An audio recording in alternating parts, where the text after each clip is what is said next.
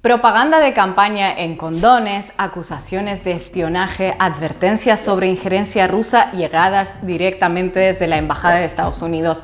Podría ser una sinopsis de House of Cards caribeño, pero no. Es Colombia a unos días de las elecciones presidenciales en las que por primera vez en décadas podría ganar la izquierda. El 29 de mayo los colombianos decidirán quién presidirá el país durante los próximos 4 años. Y aunque en las papeletas habrá varios candidatos, los que se disputan la Casa de Nariño son 2. Por la derecha, el exalcalde de Medellín, Federico Gutiérrez. Aquí bien con los mijitos, hermano, vea. Hijo de puta. Y por la izquierda, el exalcalde de Bogotá, Gustavo Petro. Hasta ahora no hemos visto encuesta que no ponga a Gustavo Petro y a su compañera de fórmula, Francia Márquez, a la cabeza de la contienda. Su eventual triunfo significará un cambio de paradigma sin precedentes en un país que ha sido controlado a lo largo de décadas por unas cuantas familias a lo Downtown Abbey andino. ¿Qué les pasó a los colombianos? ¿Un virus de mamertos desató una pandemia? ¿El huracán bolivariano terminó devastando a la ejemplar democracia colombiana? No. El camino del uribismo al petrismo ha tenido unas cuantas paradas. Para entenderlo un poco mejor tenemos que remontarnos a finales de abril de 2021, cuando el gobierno del actual presidente Iván Duque aprueba una reforma tributaria tan eficiente como el plan de negocios de Armando Mendoza en Ecomoda. Se impone IVA a productos de primera necesidad, agua, electricidad y gas. En medio de una de las crisis sanitarias más apremiantes de las últimas décadas y en un país con casi la mitad de la población viviendo bajo el umbral de la pobreza, el resultado de semejante medida es desesperante, aunque no sorprendente. Centenares de miles de ciudadanos salen a las calles pese al COVID y pese a la represión. La violenta represión de las manifestaciones por la policía, el ejército y paramilitares recibe una atención muy justita por parte de la prensa internacional. No es Venezuela, no es Cuba, no es Nicaragua. Sigamos.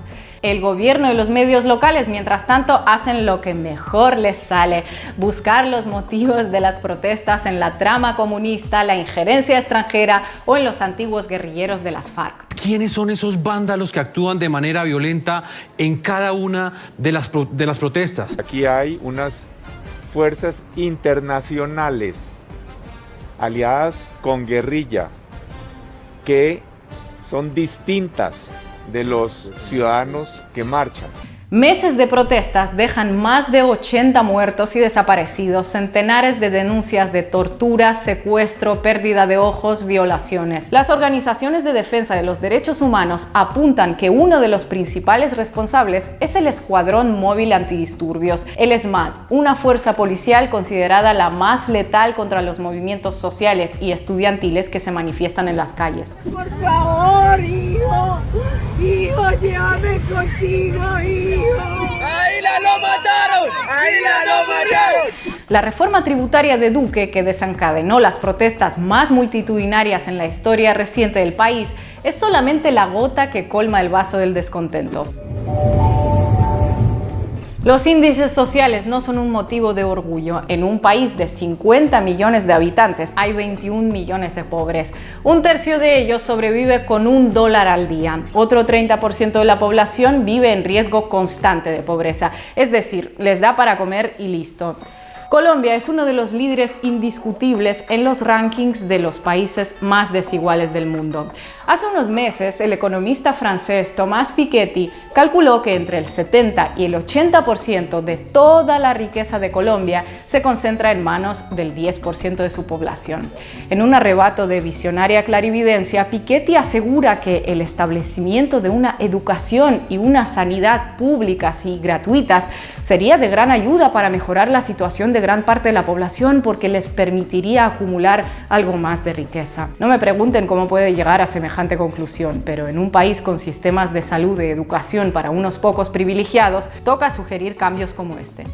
Y otra desigualdad para nuestra lista de desigualdades, ya que estamos. Más de la mitad de las tierras de Colombia le pertenecen al 1,5% de su población, con todo lo que ello implica para los campesinos. Asfixiados por un lado por políticas neoliberales y tratados de libre comercio, encuentran la única manera de sobrevivir en el cultivo de coca, de la que Colombia es uno de los principales productores.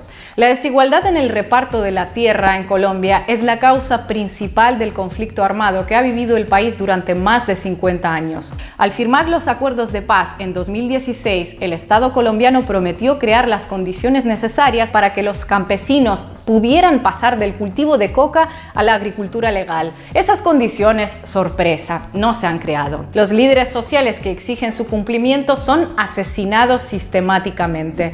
En 2021 mataron a 171. En lo que va de 2022 ya son 75. Estamos hablando solo de casos demostrados. Por supuesto, todo queda en la impunidad. Todo esto poco a poco contribuye al descrédito de la derecha uribista que ha controlado el poder durante décadas. El que le da nombre a esa corriente política, el expresidente Álvaro Uribe Vélez, es uno de los políticos más odiados y más populares al mismo tiempo. Vencedor de las FARC para unos e impulsor del paramilitarismo criminal para otros, vive ahora asediado por la justicia y cuestionado por una sociedad que dejó de comprar el discurso de mano dura. En febrero de 2021, la Jurisdicción Especial por la Paz, la JEP, reveló que entre el 2002 y el 2008, 6.402 civiles colombianos fueron víctimas de falsos positivos, es decir, fueron asesinados por el ejército disfrazados de guerrilleros y presentados como terroristas caídos en combate. En aquellos años existía un sistema de incentivos por bajas entre guerrilleros. Si matabas a uno, te daban vacaciones, por ejemplo. Y aunque no está demostrado que fuese Uribe el que lo ordenase todo, la mayoría de estos crímenes se produjeron durante su gobierno. Y empezamos a ejecutar los inocentes, a los campesinos de la región.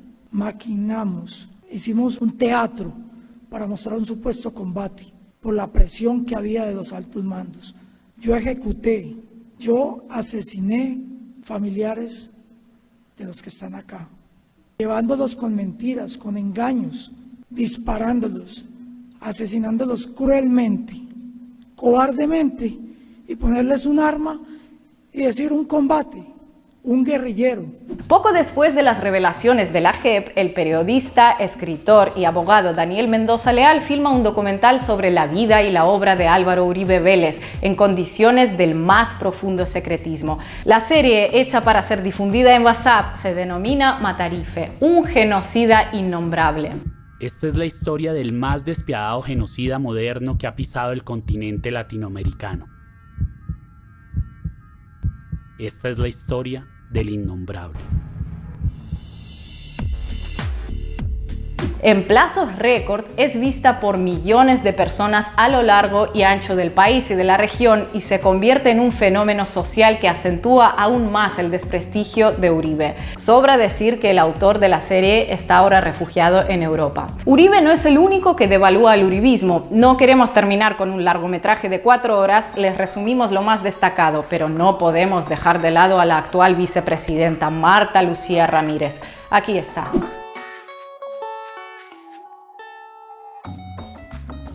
Una reciente investigación periodística reveló un detalle que en Colombia desconocían, que en los años 90 la vicepresidenta pagó una fianza para su hermano detenido por ingresar heroína en Estados Unidos. A lo largo de su carrera, Ramírez defendió la línea dura contra las drogas, pero algo falló cuando el empantanado resultó ser uno de los suyos. Una tragedia familiar, según lo describió ella misma.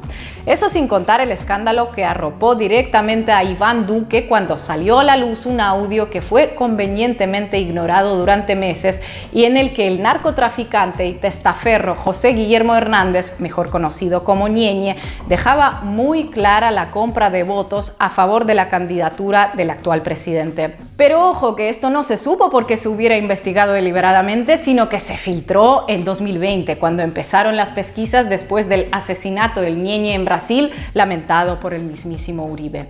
Esta vez las evidencias eran tan contundentes que la foto Alberto del Ñeñe como invitado a la Casa de Nariño en la toma de posesión de Duque no dejó mucho espacio para las típicas excusas.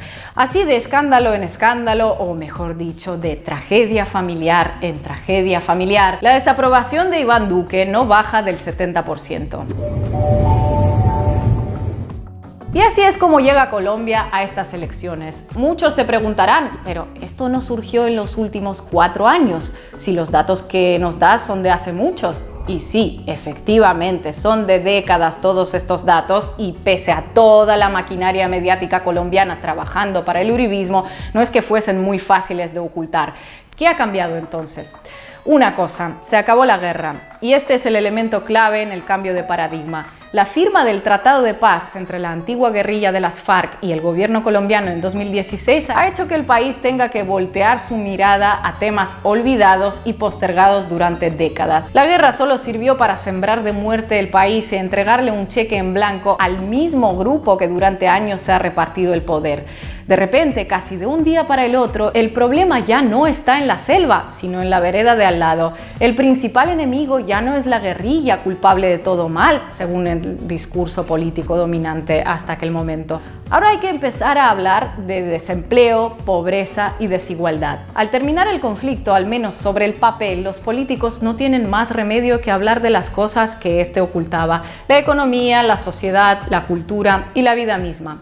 En este escenario casi inédito para un país que tiene más de 6 décadas en guerra, los colombianos ahora se debaten entre el cambio que propone Gustavo Petro, el claro favorito de las encuestas que ha pactado con los sectores más diversos de la política, o respaldan a Fico Gutiérrez, el gallo tapado del uribismo que en la recta final echa mano de la vieja confiable de la derecha colombiana: polarizar con el miedo. Uribismo o barbarie. Pero que nadie piense que hay finales cantados. La cuesta que debe remontar Petro para ganar en primera vuelta es difícil, y un pase a balotaje solo es garantía de que la derecha no desperdiciará ni un tornillo de su aceitada maquinaria electoral y mediática para impedir que un soplo de progresismo lo siente en la oposición. Lo que sí es seguro es que cualquiera de los ganadores heredará un país que firmó el fin de la guerra, pero no ha depuesto las armas.